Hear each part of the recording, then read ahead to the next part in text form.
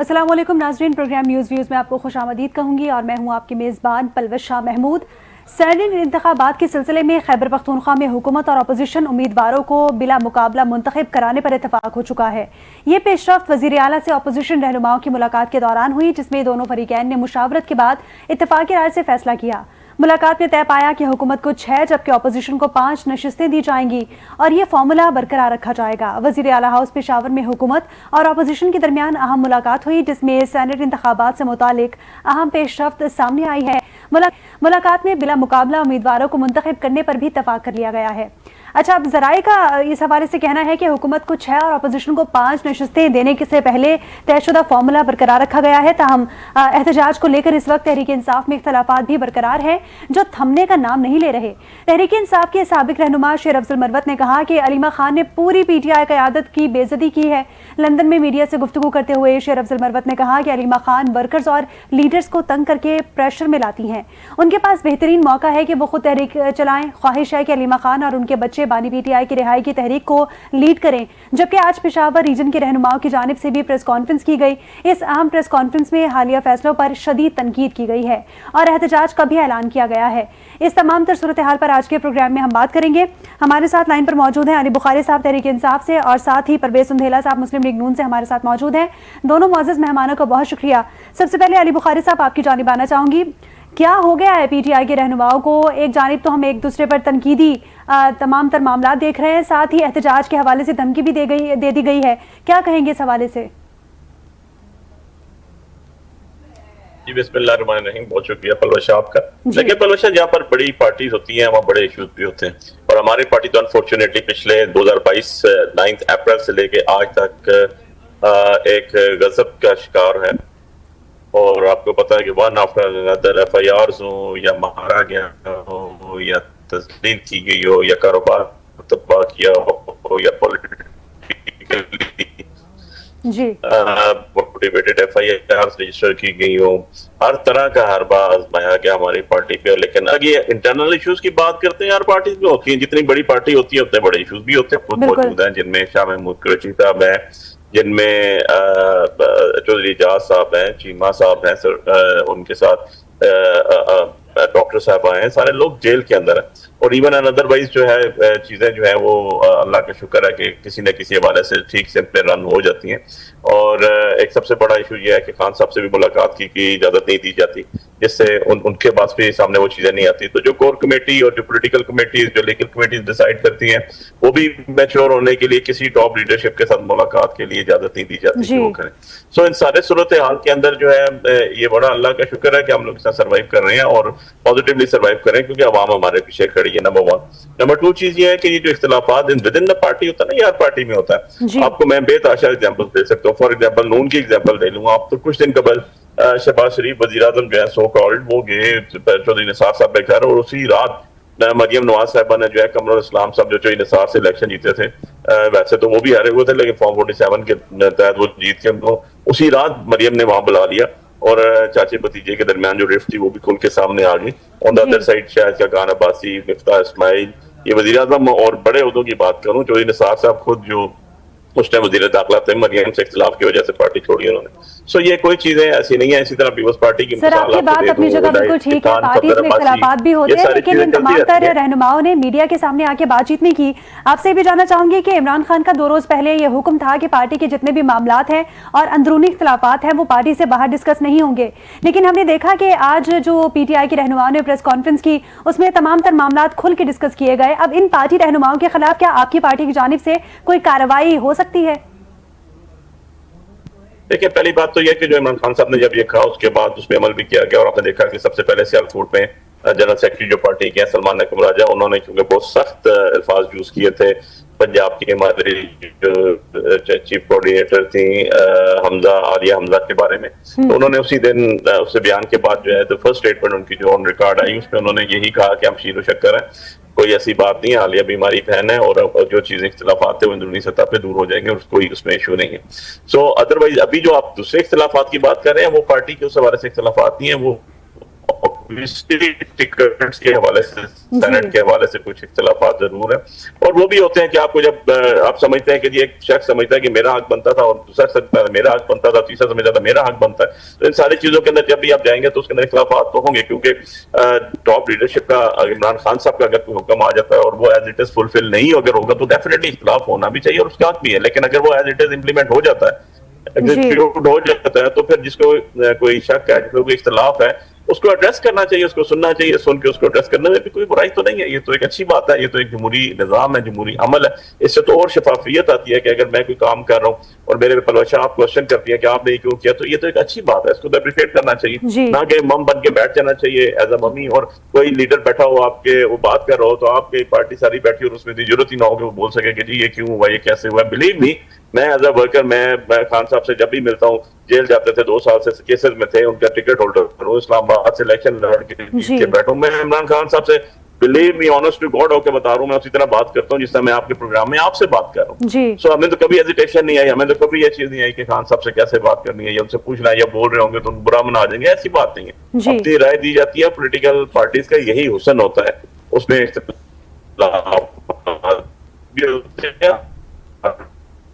ठीक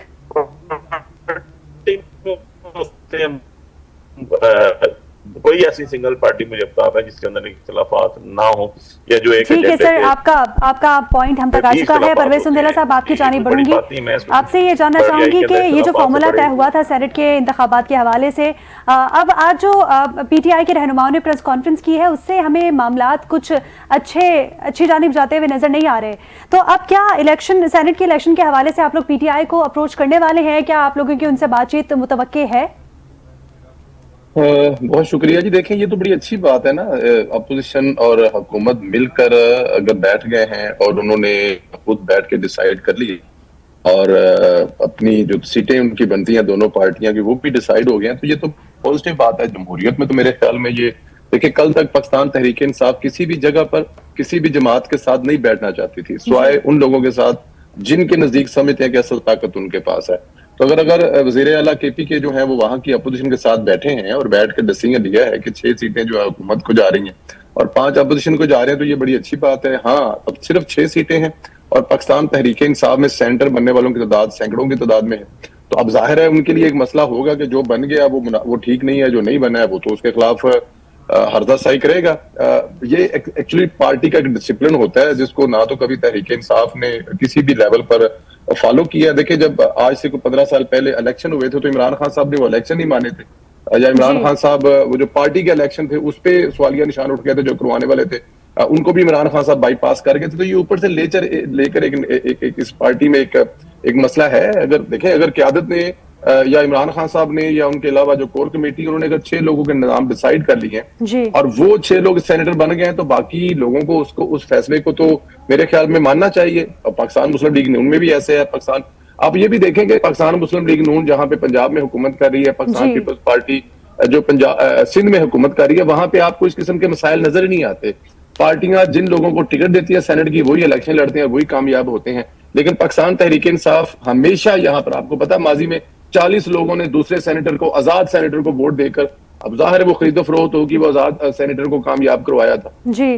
तो ये वहां पे चलता रहा, बट मैं इसको बड़ा पॉजिटिव वे में लेता हूं। और पॉजिटिव वे ये है कि बजाय वहां पर कोई इस किस्म की खरीदो फरोख्त हो या इस किस्म के दूसरे मसाइल हो, पाकिस्तान तहरीक इंसाफ की तरफ से ये एक बड़ा दानिशमंदाना फैसला है। हुकूमत के साथ बैठकर उन लोगों ने अपनी, मैं तो समझता हूँ कि अपनी इज्जत भी बचा ली है और 6 सेनेटर भी अपने उन्होंने कर लिए हैं। और अगर वहां पे कुछ उल्ट पुल्ट काम होता तो ये तादाद ऊपर नीचे भी हो सकती थी। तो इट्स अ गुड डिसीजन मेरे ख्याल में, पाकिस्तान तहरीक इंसाफ की तरफ से एक स्मार्ट मूव है। स्मार्ट मूव है, ठीक है। आपसे ये भी जानना चाहूंगी कि अब तो केपीके के वजीर आला साहब ने एफपीसी बुलाने का फैसला भी कर लिया है, परवेज साहब, तो क्या अब आपकी हुकूमत की जानिब से इस इकदाम को सराहा जा रहा है? आप लोग इस इकदाम को अप्रिशिएट करते हैं? क्योंकि एफपीसी बुलाने से आई थिंक तमाम मामला जो है वो कहीं ना कहीं बेहतरी की जानिब तो जाएंगे ही, होने चाहिए ना। देखें, असल मतलब अगर एक सूबे में केपी में अगर पाकिस्तान तहरीक इंसाफ की हुकूमत है, इमरान खान की रहाई एक अलग चीज है और वहां के हुकूमत के जो वजीर आला हैं अपने हुकूमत में लोगों को सर्व करना एक डिफरेंट चीज है, ठीक है ना जी। जो वो वहां पे हुकूमत कर रहे हैं, मेरे ख्याल में उनको लोगों की खिदमत के लिए मामूर होना चाहिए। वो वहां के अस्पतालों के निजाम देखें, अस्पताल का निजाम देखें, लोगों की बेहतरी के लिए जानो माल तहफ़्फ़ुज़ के ख्याल के लिए काम करें और पाकिस्तान तहरीक इंसाफ जो पार्टी लेवल से है वो जाकर इमरान खान के लिए तहरीक चलाएं। तो ये वजीर आला साहब जो हैं, मेरे ख्याल में ये उनको बाहर आकर मजबूरन वो जुबान इस्तेमाल करनी पड़ती है जो पाकिस्तान तहरीक इंसाफ के वर्कर और पाकिस्तान तहरीक इंसाफ के वो लोग सुनना चाहते हैं। अदरवाइज वो जिस तरह की मीटिंग्स में जाते हैं, जब वो मतलब अगर मीटिंग कोई वज़ीर आज़म हाउस में मीटिंग है या फिर कोई किसी जगह पे अदारों के साथ मीटिंग में, तो वहां पर वो जितने अच्छे होते हैं, जितने ताबेदार होते हैं, वो आपको ख्वाजा साहब बता चुके हैं।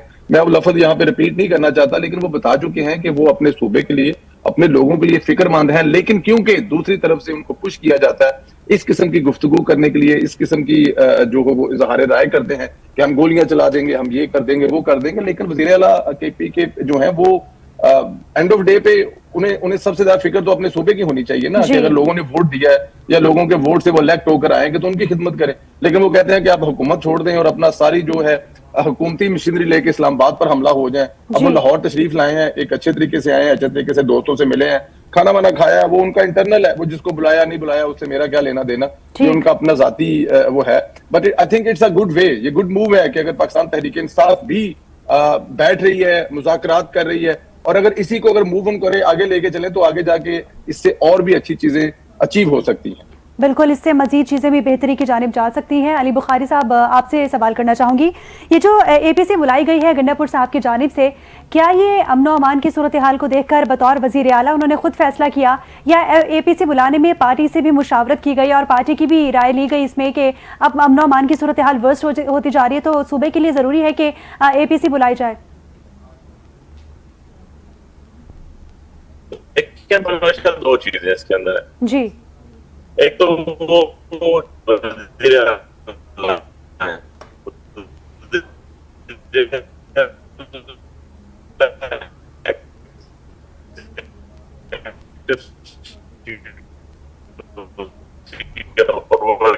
को हेड कर रहे हैं जी, इसलिए वो अपने सूबे के लिए वहां पर बैठ के अगर सबको बुलाते हैं, ऑल पार्टीज कॉन्फ्रेंस करते हैं, तो इससे गुड चीज को लेकर मैं डिसीजन समझता हूँ, क्योंकि उसका दूध पानी का पानी है, वो भी आज करना बड़ा मुश्किल होता है।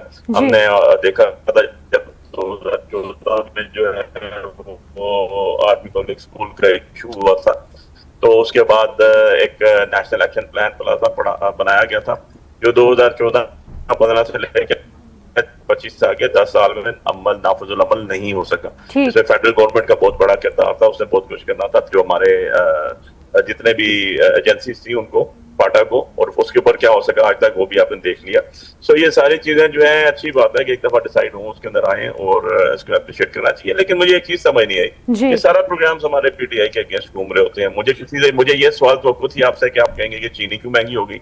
चीनी की जब गवर्नमेंट को चीनी का मना किया गया था कि जी आपने एडवाइस किया, आपके कमिश्नर ने, आपके लोगों ने, कि जी हम इस दफा चीनी शॉर्टेज है हमारे पास, हम नहीं एक्सपोर्ट कर सकते, क्यों एक्सपोर्ट की गई। उसके बाद जब दोबारा इम्पोर्ट करने की बात की गई 2 लाख टन से, फिर IMF ने कहा कि आपने 50,000 टन से ऊपर जा नहीं सकते, आपने हमसे एग्रीमेंट किया हुआ, कैसे हो गया, कौन कल्प्रेट लोग हैं, कौन है वो लोग, कौन बेनिफिशियरी है, किसके कहने पे हुआ है। पेट्रोल जब इंटरनेशनली महंगा ही नहीं हुआ, जिन मुल्कों में जंग हुई, ईरान में और इजराइल में, वहां भी महंगा नहीं हुआ, अरब स्टेट्स में, दुनिया में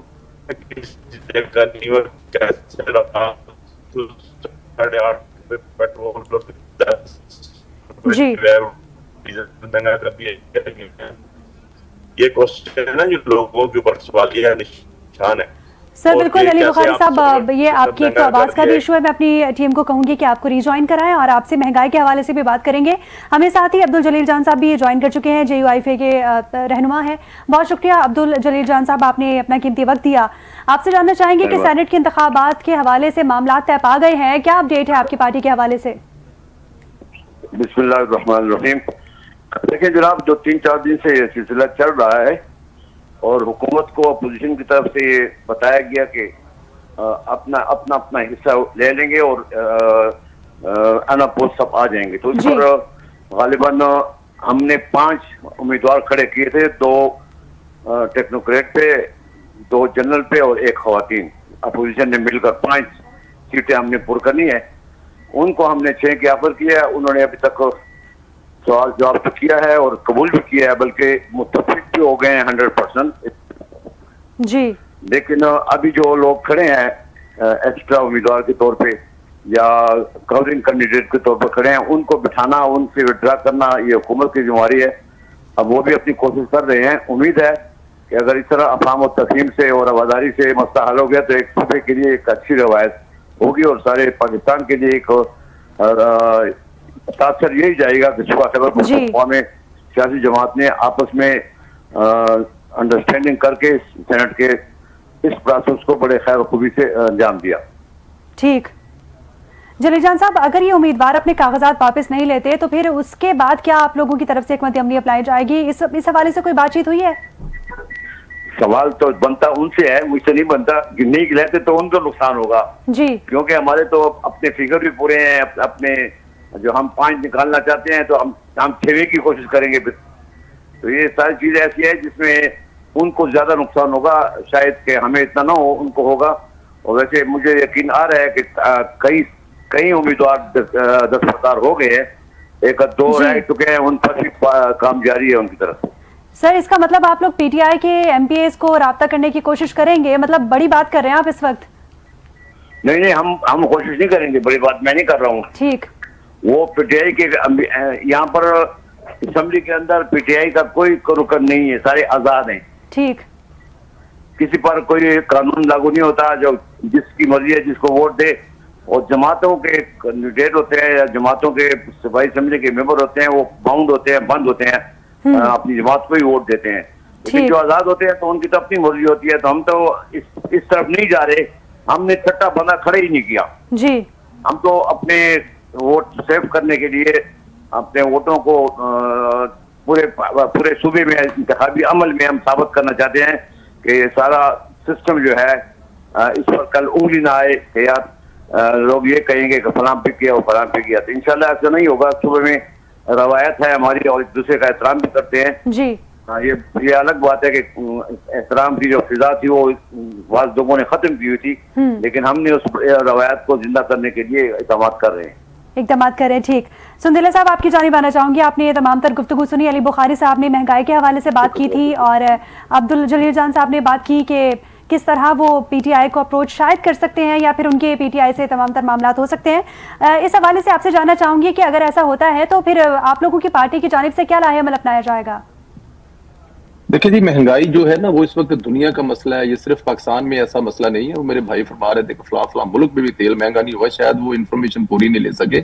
अगर वो बहुत ज्यादा ना करें, थोड़ी सी सर्च करें तो आपको यूएई में पेट्रोल महंगा हुआ है, आपको दुनिया के कई ममालिक में पेट्रोल महंगा हुआ है। डॉलर की प्राइस के साथ भी इसका रिलेटेड होता है। जाहिर है जो पाकिस्तान के डॉलर की कीमत भी 2-4 रुपए ऊपर हुई है और फिर उसके बाद गर्मियों में इसकी जो तलब है बहुत ज्यादा होती है, तो उसकी वजह से भी महंगाई हुई है। पिछले दिनों में जो ईरान और इसराइल की जंग है वो भी वजूहात हैं। तो उस वजह से हालांकि आप देख लें पिछले 6-7-8 महीने में पेट्रोल की कीमत कम हुई थी, बड़ी नहीं थी। लेकिन ये मजबूरी है, हुकूमत को ये फैसले करने पड़ते हैं। मेरे ख्याल में कोई भी अवामी जो हुक्मरान होता है वो ऐसा फैसला मुश्किल करने से पहले 10 दफा सोचता है, लेकिन जब कोई चॉइस नहीं होगी तो ये फैसला करना पड़ता है। और जब पेट्रोल सस्ता होगा आलमी मार्केट में तो इंशाअल्लाह ताला पेट्रोल हुकूमत सस्ता भी करेगी। और महंगाई जहां तक है, आप पिछले 2 साल में देखें, जरूरियात जिंदगी अगर आप सर्च करके देख लें, आपको जो रोजमर्रा में किचन में पकने वाली चीजें हैं इंशाअल्लाह ताला वो भी आपको बेहतर ही नजर आई हैं।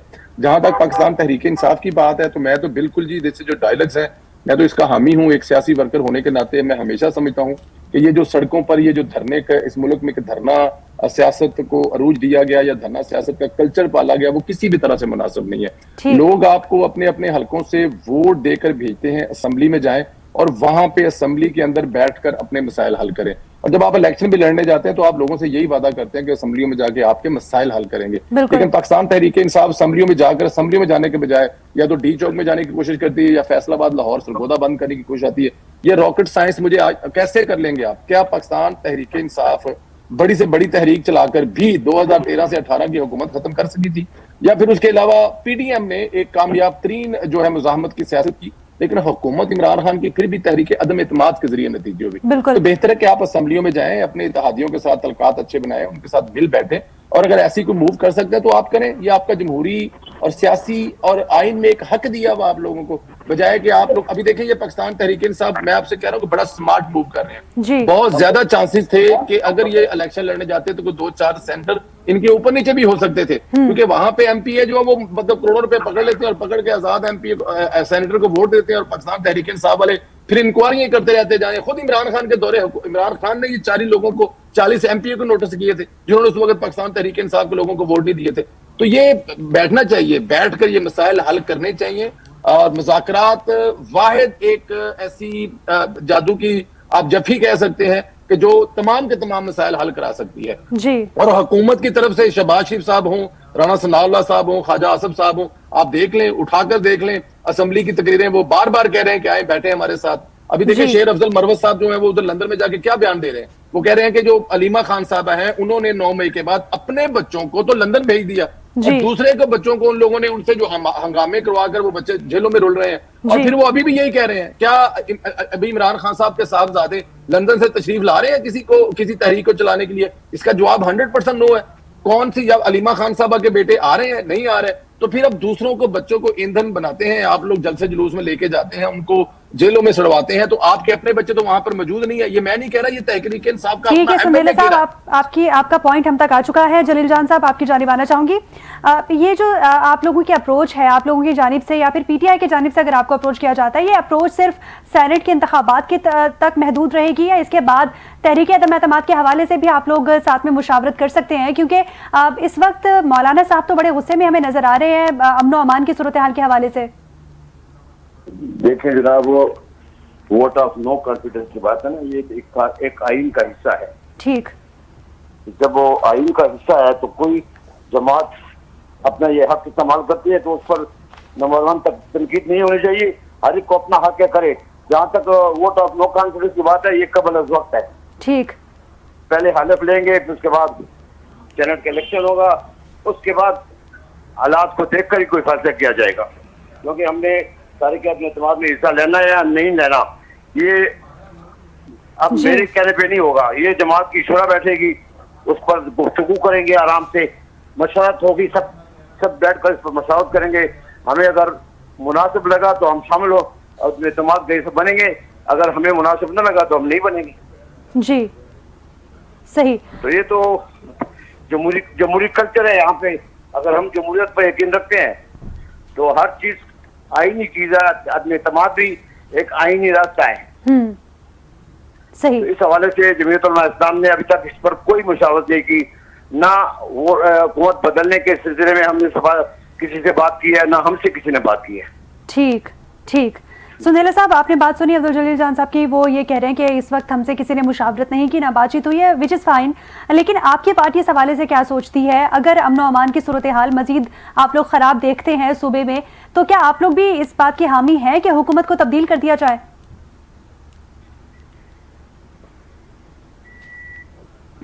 जी परवेज साहब।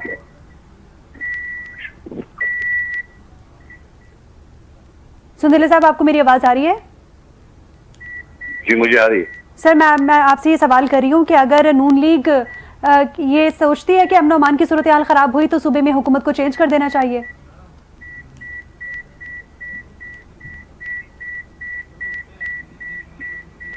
मैंने जवाब देना है? जी सर, आपसे मैं पूछ रही हूँ। तो नून लीग का सवाल मुझसे क्या पूछ रही हैं जी? सर एक्चुअली मुझे आप तमाम गेस्ट की आवाज मर्ज हो रही है इस वक्त, मैं समझ नहीं पा रही। अब्दुल जलील साहब, आपसे मैं ये सवाल करना चाहती हूँ, एपीसी के हवाले से बताइएगा। ऑल पार्टीज कॉन्फ्रेंस बुलाई गई है केपीके में वजीर आला की जानिब से, तो क्या आप लोग भी इसमें मुशावरत कर सकते हैं अगर आप लोगों को वो कांटेक्ट करते हैं इसमें? और आप लोग मुशावरत अगर करें भी, शिरकत करें भी, तो आप लोगों का क्या पॉइंट होगा? जनाब, सबसे पहले तो इसका इल्म तारीख का ऐलान तो नहीं हुआ उनकी तरफ से, एपीसी का यहाँ तक मेरे इल्म के मुताबिक है, और ना ही उन्होंने कोई रब्ता किया। जब वो तारीख तय करेंगे, रब्ता करेंगे, तो हमारी मजलिस आमला मौजूद है, हमारे इदारे मौजूद हैं, हम उसमें बैठकर इनकी ऑल पार्टीज कॉन्फ्रेंस के हवाले से एजेंडा पूछेंगे क्या है। ये तो वक्त से पहले की बात मैं नहीं कर सकता, जब तक हम अपनी पार्टी में मशावरत कर लेंगे कि पहले तो हमने जाना है या नहीं जाना। अगर न जाना हो तो उसकी रीजन भी बता देंगे, अगर जाना हो तो उस पर भी अपना लाए अमल बता देंगे इंशाल्लाह। जी ठीक। जलील जान साहब, लास्टली ये बताइएगा कि ये जो अपोजिशन का इत्तेहाद है ये केपीके की हुकूमत और अमन अमान की सूरत हाल तक ही महदूद रहेगा या आगे हम विफाक में भी आपकी पार्टी को तमाम तर मामलात के साथ देख सकते हैं हुकूमत में? नहीं जी, ऐसी बात नहीं है। हुकूमत में तो हमने मरकजी हुकूमत कबूल नहीं की, सूबे की हुकूमत कैसे कबूल करेंगे? और ये तो बात की बातें हैं। एक दफा हमने कह दिया कि हुकूमत में नहीं जा रहे, अपोजिशन में बैठे हैं, तो हम देखें मरकज में भी अपोजिशन में है और सूबे में भी अपोजिशन में है। ठीक। तो जब कोई रब्ता करता है हुकूमत की तश्कील में तो हम अपना मौक़िफ़ को बयान करेंगे और पार्टी का मशावरत से ही जो भी होगा आइंदा। ये आज तक तो हमने फैसला किया है कि नहीं जाएंगे जी। आज के बाद अगर कोई रब्ता करता है तो हम उस पर मशावरत करेंगे। ठीक है, मुशावरत मुमकिन हो सकती है। बहुत शुक्रिया अब्दुल जलील जान साहब, JUI से आप मौजूद हैं हमारे साथ। अली बुखारी साहब तहरीक इंसाफ से और परवेज सुंधेला साहब मुस्लिम लीग नून से अपना मौक़िफ़ पेश कर रहे थे। नाज़रीन, एक बार फिर से PTI की जानिब से इस बात दी गई है कि वो एहतजाज करेंगे, सड़कों पर निकलेंगे। हुकूमत भी अपनी जगह पर भरपूर तरीके से तैयार नजर आती है कि अगर PTI की जानिब से एहतजाज किया जाता है तो हुकूमत तमाम तर मामलात को टैकल कर लेगी। और साथ ही JUI फे का मौक़िफ़ है कि अमन व अमान की सूरत हाल जो बिगड़ रही है इस वक्त, अगर वो कॉन्स्टेंटली बिगड़ती रही तो तमाम पार्टीज़ को बैठ कर इस पर मुशावरत करनी चाहिए और सूबे के हक में कोई फैसला करना चाहिए। तो नाज़रीन, प्रोग्राम का वक्त अपने इख्तिताम को पहुंचा। मुझे और मेरी पूरी टीम को इजाज़त दीजिए। अल्लाह हाफ़िज़।